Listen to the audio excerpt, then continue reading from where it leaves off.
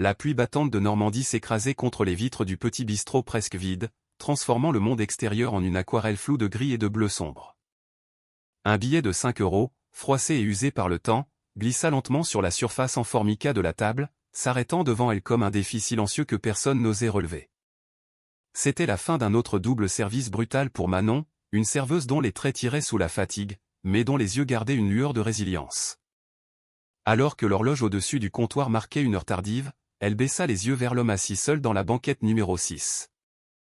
Il dégageait une odeur de laine mouillée et de nuit passée dans le froid, une odeur âcre qui faisait plisser le nez des rares autres clients. Ses mains, tachetées par l'âge et le froid, tremblaient visiblement alors qu'il les refermait autour d'une tasse à café ébréchée, cherchant désespérément un peu de chaleur. Pour le reste du monde, pour le patron du bistrot qui l'observait avec méfiance depuis la cuisine, il n'était qu'un autre vieillard sans abri, un de ces oubliés de la société qui errait trop tard et demandait trop peu. Il était arrivé au volant d'une vieille Renault 4 cabossée, une relique rouillée qui semblait tenir par miracle, renforçant l'image d'un homme qui avait tout perdu. Mais quelque chose dans son regard a fait marquer une pause à Manon.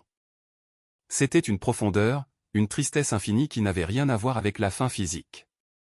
Le gérant du bistrot avait déjà fait un geste pour le mettre à la porte, agacé par sa présence qui, selon lui, nuisait à l'image de l'établissement.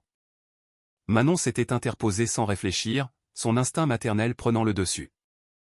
Elle lui avait offert une assiette fumante de bœuf bourguignon, riche et onctueux, accompagnée d'une baguette croustillante, et l'avait installé près du radiateur, tout cela à ses propres frais, inscrit discrètement sur sa propre ardoise. Elle ignorait totalement que l'homme voûté sur ce bol, savourant chaque bouchée comme si c'était sa dernière, était en réalité Pierre, un milliardaire reclus, patriarche d'un empire industriel colossal. Il se déguisait en indigent, parcourant la région dans cette Renault 4 délabrée, cherchant désespérément la preuve que l'humanité existait encore au-delà des salles de conseil glaciales et des bureaux d'avocats spécialisés en héritage. Lorsque Pierre eut fini de saucer son assiette avec le dernier morceau de pain, il se leva lentement, ses articulations craquant, et laissa ce simple billet de 5 euros sur la table. Pour Manon, 5 euros représentaient bien plus qu'un simple pourboire. C'était le prix exact de son ticket de TER pour rentrer chez elle, dans la banlieue lointaine où elle vivait. C'était une fraction de son loyer en retard. C'était le sirop pour la toux de sa jeune fille, Chloé, qui luttait contre une bronchite depuis des semaines.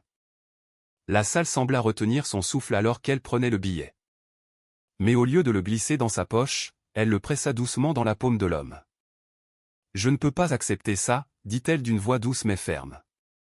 Ici, dans mon espace, les invités ne paient pas pour la gentillesse. » Cette phrase atterrit avec plus de force que n'importe quelle perte financière que Pierre avait jamais subie au cours de sa longue carrière. Il avait passé une vie entière entouré par l'avidité, une voracité constante qui émanait surtout de ses propres enfants, Nicolas et Valérie. Il tournait déjà autour de sa fortune comme des vautours impatients, attendant que la bête s'effondre. Dans ce petit bistrot de Normandie, trempé par la pluie et dépouillé de tout statut social, Pierre venait de trouver ce que son immense fortune n'avait jamais pu acheter, une dignité donnée librement, sans attente de retour. Et à cet instant précis, avec seulement 5 euros entre eux, le destin d'un empire valant des milliards changea silencieusement, mais irrévocablement. Au moment où Pierre sortit de nouveau sous la pluie battante pour rejoindre sa vieille Renault 4, le billet de 5 euros encore chaud dans sa paume, quelque chose en lui s'était brisé pour de bon. Pendant des décennies, Pierre avait régné depuis le sommet de tours de verre et de jets privés, craint dans les conseils d'administration et obéissant la moindre question. Son empire pesait des milliards, mais son monde personnel était devenu douloureusement petit, une cage dorée dont les barreaux se resserraient. Une semaine plus tôt seulement, un médecin aux yeux prudents et à la voix trop calme lui avait annoncé la vérité, brutale et inévitable. Aucune fortune ne pouvait négocier avec un cancer en phase terminale. Il lui restait des mois, pas des années.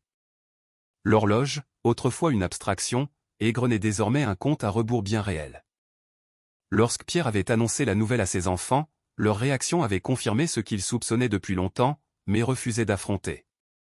Nicolas avait immédiatement posé des questions sur les parts de contrôle de la société, l'œil brillant d'un calcul froid. Valérie, quant à elle, voulait être rassurée sur la protection des trusts et des fiducies, s'inquiétant davantage des implications fiscales que de la perte de son père. Ni l'un ni l'autre n'avait demandé combien de temps il lui restait. Ni l'un ni l'autre n'avait demandé comment il se sentait, s'il avait peur, s'il souffrait. À cet instant, dans le salon opulent de sa vaste maison de campagne, Pierre avait compris avec une clarté terrifiante que son héritage ne serait pas porté par l'amour, mais consumé par l'avidité. Le sommeil n'était pas venu cette nuit-là. Au lieu de cela, une idée avait germé dans son esprit tourmenté. Une idée dangereuse, simple et définitive. Si le sang ne pouvait être digne de confiance, peut-être que le caractère le pourrait. Pierre avait décidé de tester le monde de la même manière que le monde teste les impuissants. Il s'était dépouillé de son statut, avait troqué ses costumes sur mesure pour des vêtements usés, et avait pris le volant de cette vieille Renault 4 pour se rendre dans des lieux où son nom ne signifiait rien. Les résultats avaient été brutaux, une confirmation cinglante de la superficialité humaine. Les hôtels de luxe de Deauville l'avaient refoulé sans même un contact visuel, les portiers bloquant l'entrée avec un mépris silencieux. Les restaurants gastronomiques l'avaient escorté vers la sortie comme s'il était contagieux, craignant qu'il n'effraie la clientèle fortunée. Des agents de sécurité l'avaient poussé sous la pluie tandis que les clients, drapés dans leur indifférence, faisaient semblant de ne rien voir. Dans chaque espace poli construit par l'argent, l'humanité s'évaporait dès l'instant où la dignité ne pouvait pas payer le droit d'entrée. Au 5e rejet, Pierre avait ressenti quelque chose proche du désespoir absolu. Non pas à cause de la façon dont il était traité, mais parce que c'était cohérent, prévisible, froid. C'était la norme. Puis était venu le bistrot. À l'intérieur de cette salle vacillante, aux murs imprégnés de l'odeur de friture et de café, personne ne savait qui il était. Et pourtant, Manon l'avait vu. Elle l'avait vraiment vu. Elle n'avait pas demandé ce qu'il pouvait offrir. Elle n'avait pas grimacé à cause de son odeur de pluie ou de ses vêtements râpés. Elle n'avait pas joué la comédie de la bonté pour obtenir des applaudissements ou pour se donner bonne conscience. Elle avait simplement agi, calmement, instinctivement, à ses propres frais. Alors que Pierre repassait ces mots en boucle dans son esprit, les invités ne paient pas pour la gentillesse, il résonnait plus fort que n'importe quel discours qu'il avait jamais prononcé devant une assemblée d'actionnaires. Manon avait moins que rien, elle comptait chaque centime pour survivre, et pourtant elle lui avait donné de la dignité sans la moindre hésitation. Non pas parce que cela lui profitait, mais parce que c'était juste. Debout dans l'allée sombre où son chauffeur l'attendait discrètement un peu plus loin avec la limousine, la Renault 4 ayant servi son bug, Pierre redressa l'échine. Le test était terminé. Il n'avait pas trouvé d'héritier dans sa lignée sanguine. Il en avait trouvé une dans une femme qui traitait un étranger comme un être humain quand personne ne regardait. Et cette réalisation allait bientôt secouer son empire bien plus violemment que sa mort ne le pourrait jamais. La vérité que Pierre ne pouvait plus ignorer était celle-ci, les gens les plus proches de lui n'avaient jamais été vraiment proches. Pendant des années, il avait excusé leur comportement en le mettant sur le compte de l'ambition. Il s'était dit que Nicolas et Valérie étaient tranchants parce que le monde des affaires était tranchant, qu'ils étaient impitoyables parce que le succès l'exigeait. Il avait récompensé leur efficacité froide, financé leurs excès, réduit au silence leurs échecs à coups de millions. En faisant cela, il les avait bien dressés, certes, mais pas en tant qu'être humain. Maintenant, face à la fin, l'illusion s'effondrait comme un château de cartes.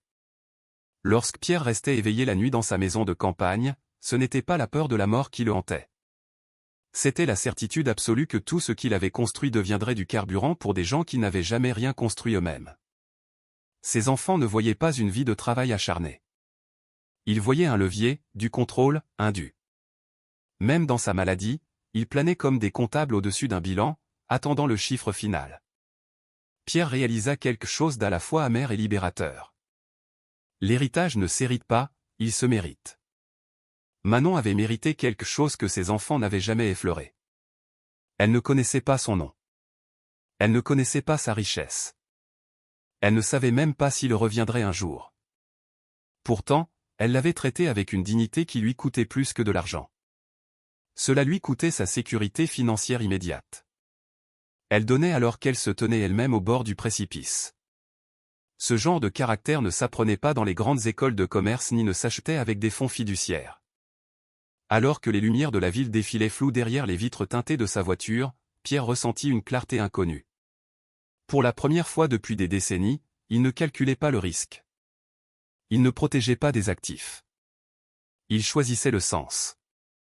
Il pensait aux yeux fatigués de Manon, à sa voix posée, à la façon dont elle parlait de sa fille Chloé, non pas avec amertume, mais avec un espoir tranquille. Il pensait à la façon naturelle dont elle prenait la responsabilité du confort d'un étranger, non parce que c'était attendu, mais parce que c'était humain. C'était à ce genre de personne que son empire devait appartenir. Non pas à quelqu'un qui l'exploiterait, mais à quelqu'un qui l'utiliserait pour protéger les autres. Pierre savait ce qui allait suivre. L'indignation, les procès, l'humiliation publique, les accusations de démence sénile. Ses enfants le traiteraient de cruel. Les médias le qualifieraient d'imprudent. Les avocats le mettraient en garde contre les conséquences désastreuses. Mais rien de tout cela n'avait plus d'importance, car dans ce bistrot trempé par la pluie, dépouillé de pouvoir et d'identité, Pierre avait enfin vu la vérité. Une fortune laissée entre de mauvaises mains est une malédiction. Une fortune placée dans le bon cœur est une seconde chance. Et pour la première fois depuis son diagnostic, Pierre se sentit en paix. Non pas parce qu'il allait mourir, mais parce qu'il savait enfin qu'il méritait de vivre à travers ce qu'il laissait derrière lui. Pierre ne prit pas cette décision à la légère, mais une fois prise, elle s'installa en lui avec le poids de la vérité. De retour dans sa maison de campagne, entouré de sol en marbre et d'un silence que l'argent avait acheté mais jamais adouci, Pierre revécut la soirée encore et encore. Manon se tenant sous les lumières fluorescentes agressives, l'épuisement gravé dans sa posture, la façon dont elle parlait de Chloé sans demander de pitié, sans mendier de l'aide, énonçant simplement des faits, et choisissant tout de même la gentillesse. Elle ne savait pas qu'elle était observée. C'était ce qui comptait le plus. Il fit appeler son avocat avant l'aube. Jean arriva avec ses bloc-notes juridiques et des yeux prudents, sentant déjà la tempête approcher. « Pierre, commença-t-il, êtes-vous certain de cette direction » Pierre n'hésita pas une seconde. « Je n'ai jamais été aussi certain de quoi que ce soit dans ma vie, Jean. » Ils passèrent en revue les détails lentement, méticuleusement. Structure de fiducie, calendriers aveugles, garde-fous, tout était conçu pour protéger Manon de ce qui allait inévitablement suivre. Car Pierre n'était pas naïf. Il savait que ses enfants n'accepteraient pas cela en silence. Nicolas menacerait. Valérie manipulerait. Il traiterait Manon de chercheuse d'or, l'accuserait de manipulation, traînerait son passé dans les gros titres et les tribunaux. C'était pourquoi Pierre insista sur le secret absolu. Manon ne saurait rien, pas encore. La fortune serait scellée, le bénéficiaire non nommé jusqu'après sa mort. Laisser les vautours croire qu'ils avaient gagné. Les laisser s'exposer pleinement. Alors que le stylo planait au-dessus de la dernière page, Pierre marqua une pause, non par doute, mais par réflexion. Il pensa à ce que Manon ferait si elle avait soudainement du pouvoir. Non pas les extravagances qu'elle pourrait s'acheter, mais la dignité qu'elle restaurerait. Il imagina Chloé ne plus jamais compter les inhalateurs ou craindre les avis d'expulsion. Il imagina des employés traités comme des personnes, et non comme des numéros. Il imagina un empire qui n'écrasait plus ceux qui étaient en dessous.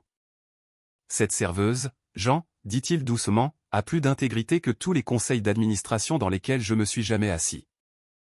La plume toucha le papier. L'acte était scellé. À cet instant, Pierre fit quelque chose de radical. Il rejeta le sang en faveur du caractère. Il choisit l'humanité plutôt que l'héritage tel qu'il était traditionnellement défini. Et pour la première fois depuis son diagnostic, la peur desserra son étreinte.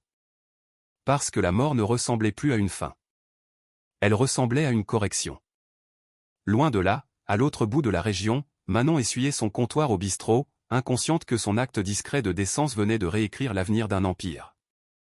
Elle s'inquiétait pour son loyer, pour l'école de Chloé, se demandant si les pourboires de demain suffiraient. Elle n'avait aucune idée que sa gentillesse, donnée gratuitement sans témoin, avait franchi une ligne qu'aucune somme d'argent ne pourrait jamais atteindre. Le conflit arriva exactement comme Pierre l'avait prédit, rapide, vicieux et vêtu de soie.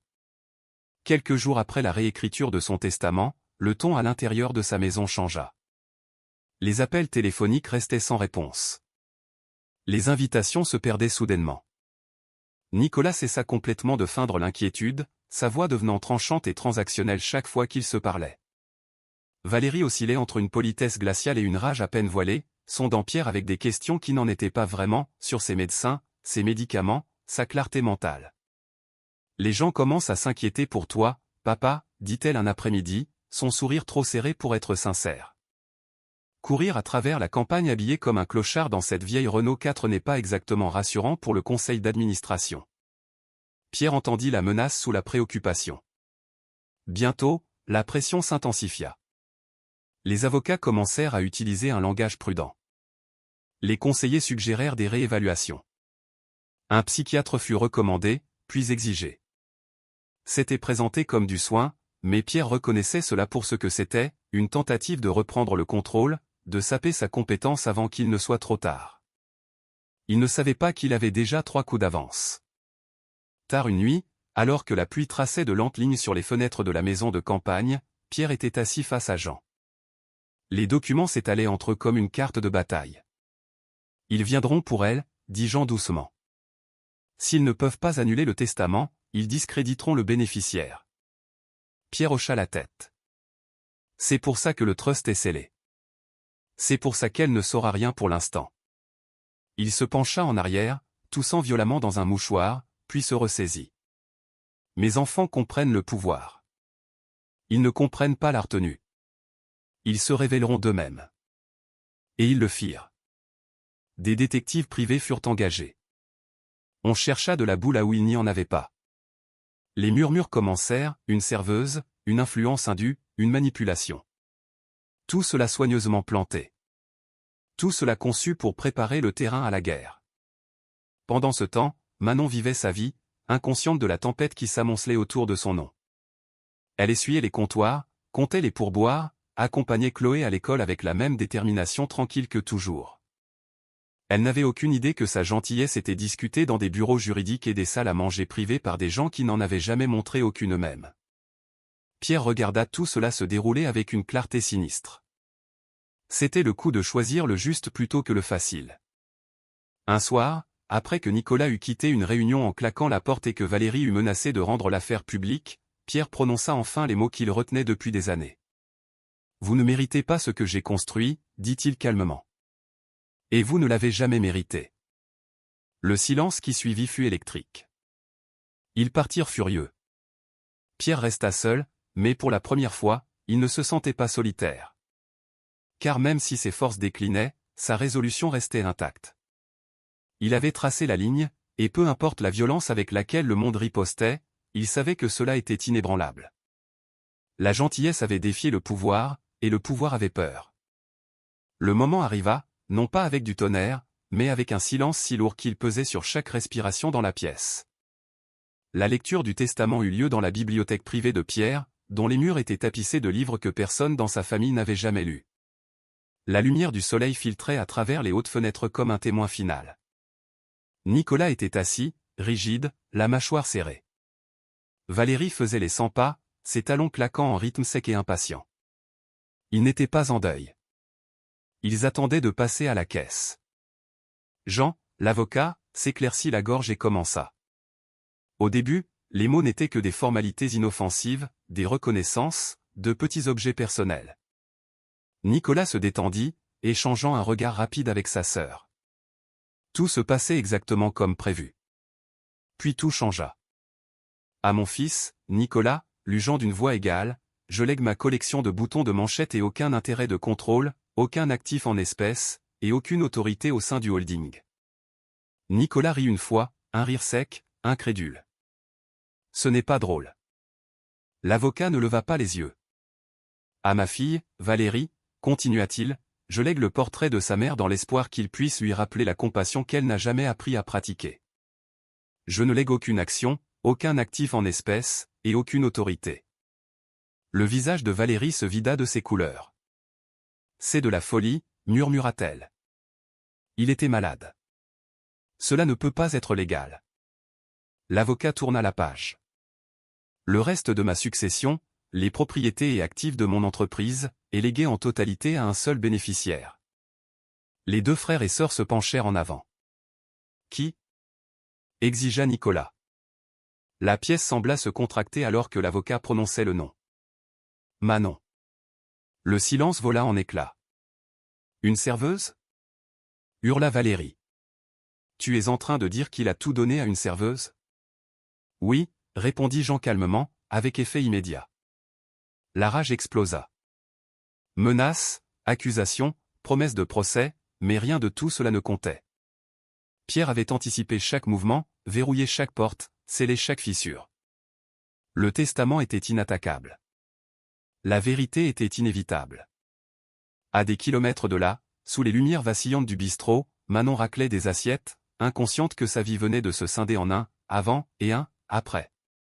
Elle s'inquiétait encore pour son loyer, comptait encore ses pourboires, planifiait encore son service du lendemain.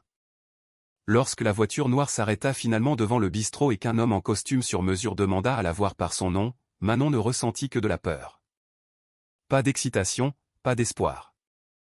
Juste de l'appréhension.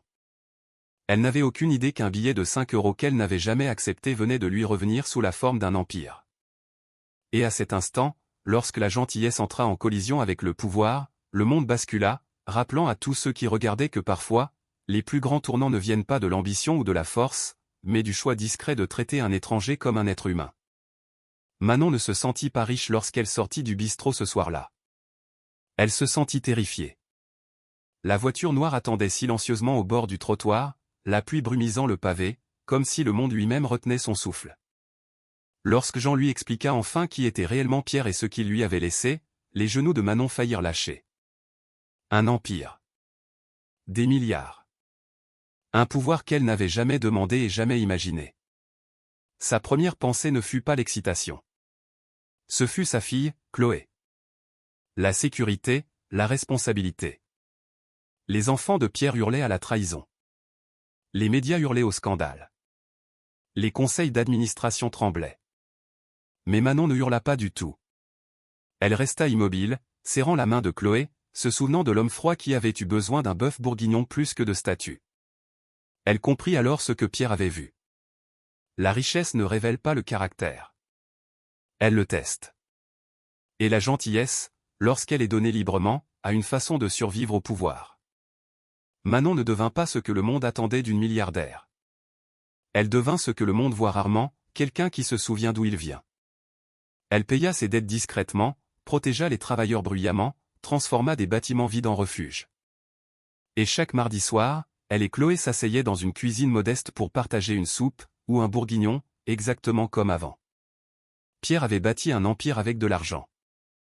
Manon le reconstruisit avec de l'humanité.